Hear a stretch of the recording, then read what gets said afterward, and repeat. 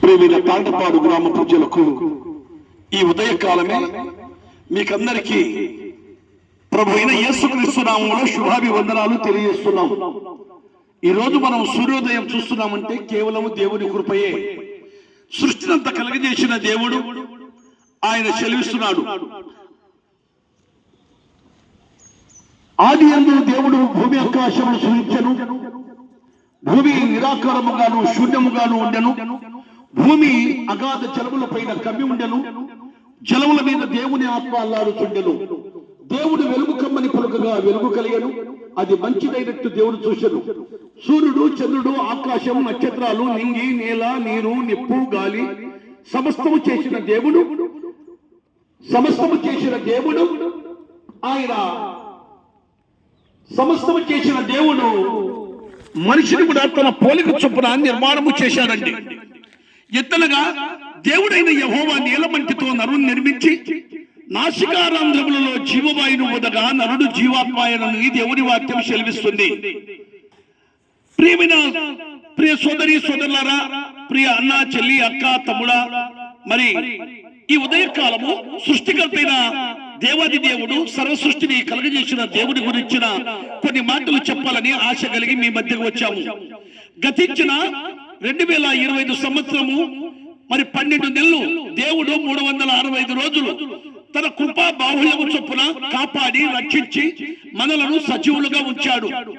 మన కళ్ళ ముందరే మరి ఈ 12 నెలల్లో ఎంతో మంది అంతరించారు. మన కంటి ముందరే కొన్ని బస్సులు కాలిపోయాయి, కొన్ని బస్సులు యాక్సిడెంట్ అయ్యాయి, కొన్ని ట్రైన్లు కింద పడి ఎన్నో వేల మంది. మొన్నటిగా మొన్న శ్రీలంకలో కనీసం తుఫాను వచ్చేసి అనేక మంది, వందల వేల మంది చనిపోయారండి. అడ్రస్ లేకుండా గల్లంతో అయిపోయారు. చూసారా సృష్టి ప్రభావం ఎలా ఉందో? దేవుడు చేసిన సృష్టి దేవుని మాట వింటుంది. అందుకే దేవుడు చెప్పాడు, ఆకాశమా ఆలకించుము, భూమి చెవియొగ్గుము, నేను పిల్లలు పెంచి గొప్పవారిగా చేసి తిని. ఎత్తు తన కామంతో నెరుగును, గాడిద తన సొంత తొట్టి తెలుసుకుంటుంది, నా ప్రజలకు తెలివి లేదు, సృష్టికర్తైన నన్ను మర్చిపోయారు అంటుంది దేవుని వాక్యం. సోదరి సోదరులారా, ఒకసారి ఆలోచించండి. సృష్టిని చేసిన దేవుడు మన కోసం అన్ని ఇచ్చాడు. ఈ భూమి మీద మరి మనం వండుకొని తినడానికి ఆలస్యమవుతుంది, చెట్ల ఫలాలు ఇచ్చాడండి. ఏ ఫలాలు తింటాం మనం? ఎన్ని ఫలాలని దాని పేర్లు చెప్పగలం చెప్పండి? అన్ని ఇచ్చాడు. ఆకాశం నుండి మంచి వర్షం కురిపిస్తున్నాడు, భూమిని పండమని ఆజ్ఞాపించాడు. భూమిని మనం తినడానికి ఎన్నో వనరులుగా ఎన్నో ఫలాలు దేవుడు ఇచ్చాడు.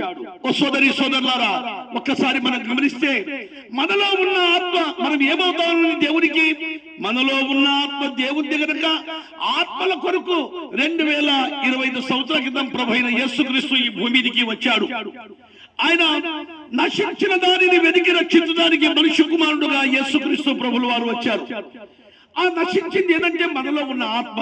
మన శరీరము చాలా ఘోరమైంది. అందుకే పరిశుద్ధమైన లేఖనాలు సెలవిస్తున్నాయి, హృదయము ఘోరమైన, అతి అన్నిటికంటే మోసకరమైనది, అది ఘోరమైన వ్యాధి కలదని దేవుని వాక్యం సెలవిస్తుంది. సోదరులారా, మన హృదయంలో మన తలంపులు, మన హృదయాలోచనలు ఎప్పుడు చూసినా చెడ్డవిగానే ఉన్నాయని దేవుని వాక్యం సెలవిస్తుంది.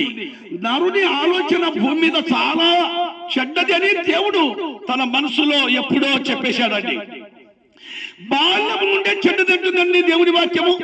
బాల్యము నుండే, చిన్నప్పుడే మనం పిల్లలకు అన్ని బూతులు నేర్చుకుంటున్నారు.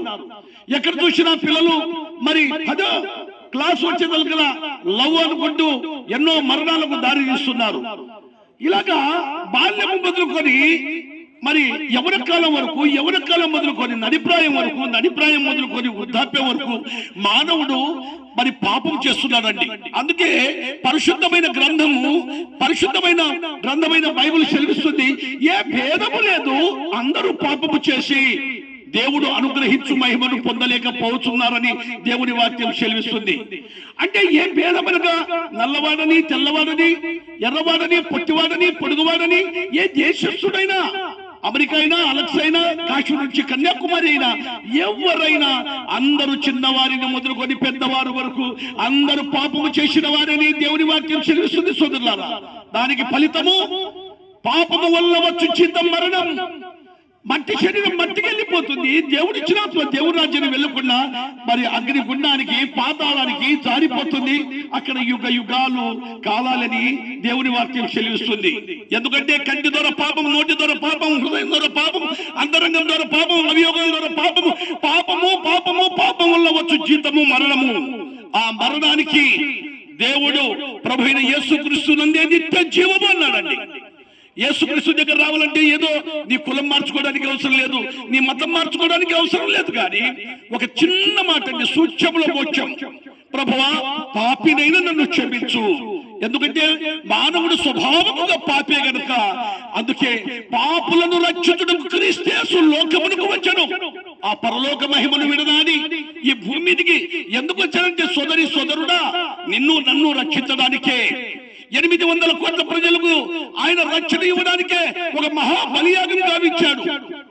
ఎడ్ల రక్తం చేత, పొట్టెళ్ల రక్తం చేత, మేకపోతుల రక్తం చేత, కోడిపుత్తుల రక్తం చేత మనిషి పరిశుద్ధుడు కాలేడు. గాని ఒక పరిశుద్ధుడు, ఒక పవిత్రుడు, పాపం లేనివాడు, శాపం లేనివాడు ఈ భూమికి రావాలి. అతడే బలి అయిపోవాలి. సృష్టికర్త అయితే ఎవడైతే ఈ భూమిని సృష్టించాడో, మనుషులు నిర్మించాడే, అతడే పరిశుద్ధుడు. ఆ పరిశుద్ధుడు మానవ రూపం చేత వచ్చి బలియాగం కావాలని దేవుని వాక్యం సెలవిస్తుంది. ప్రవచనముల ప్రకారం యేసు ప్రభు వచ్చాడు. లేఖనముల ప్రకారం ఆయన ఈ భూమి మీద పుట్టాడు. మనందరి కోసం శిలువ యాగం చేశాడు, మరణించాడు, తన రక్తం కార్చాడు, మరణించి సమాధి చేయబడి 3వ దినమున సజీవుడుగా లేచాడు. యేసు చెప్పెను, నేనే మార్గమును, నేనే సత్యమును, నేనే నిత్య జీవము. వేరే మార్గం లేదండి. ఈ ఊరికి రావడానికి ఎన్నో మార్గాలు ఉన్నాయి, మరి పట్టణానికి వెళ్ళడానికి ఎన్నో మార్గాలు ఉన్నాయి.